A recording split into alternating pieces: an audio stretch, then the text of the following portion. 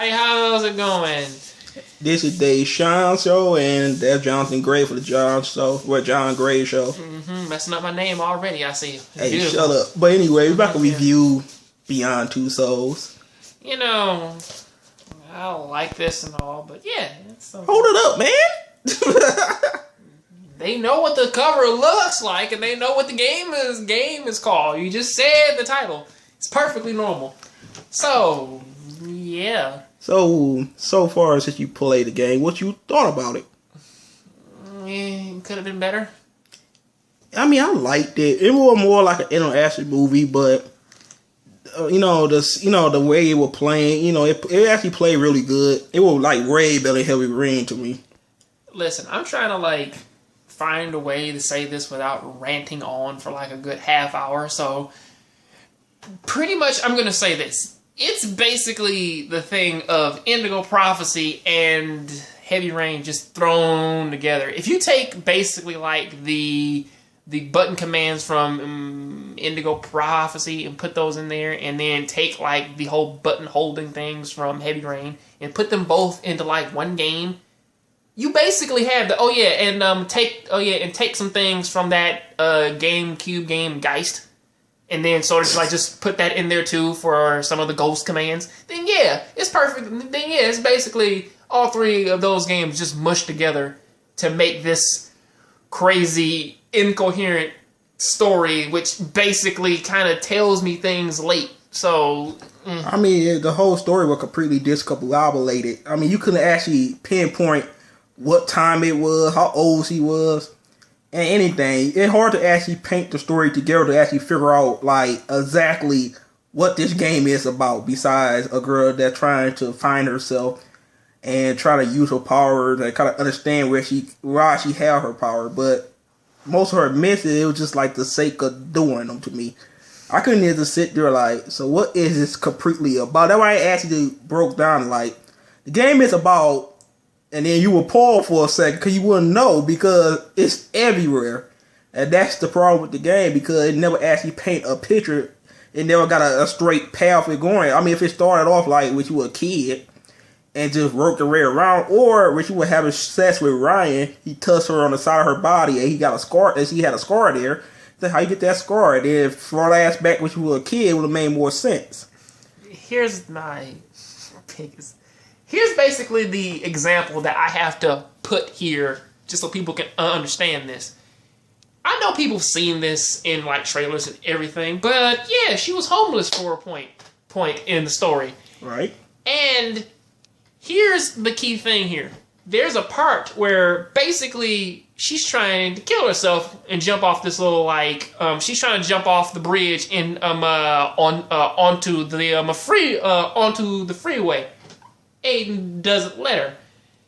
And basically she acts the shit out of that part. I had all of the feels, as we're gonna call it. I had all of the feels, all of the emotions. Problem was, I didn't know where to put it. I did not know why she was in this situation. I didn't know what led up to this or anything. It sort of was just okay, man. One moment, man, she's just chilling in the lab, and next moment she's homeless trying to kill herself. Why? I have no idea why. And that was the problem with the entire game. Even when she went to Africa at Galaxy, wherever that country was, she was killing all the black people. It was Africa. Well, Africans. It was why is you even there to kill? She had to assassinate a president, but why? Why is you killing the president? Because he kind of changed and make it better for his people? Well, actually, that one was more of a government thing of just saying that, man, the government was using her and that they would lie to her to make her use her powers and do whatever. But the problem was, my bigger problem was that, okay, I know that I'm jumping into spoilers here, and I really don't care at this point, but near the end, Willem Dafoe's character, surprisingly, he was fucking insane the entire game, and here's my problem with that, because before that, they show scenes of when she was a kid, his family died. And then she channeled their voices to him and whatever. Then like at the end, it's sort of just like, well now, yeah, he just happened to have this mini little condenser in his room, and he had their spirits trapped in it. It was like, wait, so you mean to tell me that earlier on he was when he was like being all fatherly to her, he was actually going partially insane and trapped his family's spirits in this machine, and no one was the wiser of it. Right, that was crazy. Okay, we about to go up to a good 4 more minutes of this combat. Talk about the combat. There is no combat. The counter tip for the damn combat. There is no combat. I think that sometimes I think I gotta dodge, but I gotta block, and then I end up getting hit. There is no combat, man. There is combat. That's no combat. It is an interactive cutscene that basically, depending on which way she moves, you have to move the thing. Basically, if she's moving back, you have to move the thing back. If she's doing an action forward, you have to push it forward. That's sort of how it works. The thing is, though, they should have had a directional buttons telling you which way to go. It would have made it. Like I said, counterintuitive. It could completely throw off the damn player. You be completely off. Like, what the fuck going on? Wait a minute. Like, that's actually kind of why I said it was heavy rain-ish. I mean, it was Indigo Prophecy-ish. Because if you really think about it, Indigo Prophecy had the little Simon things to it. Little thing they were bouncing, blinking light. That's basically the Simon thing, because it had the same motions and directions and everything. But if you really think about that, it's like she moves back. What do you do with the right analog stick? You move it back. Okay, man, she moves her arm forward.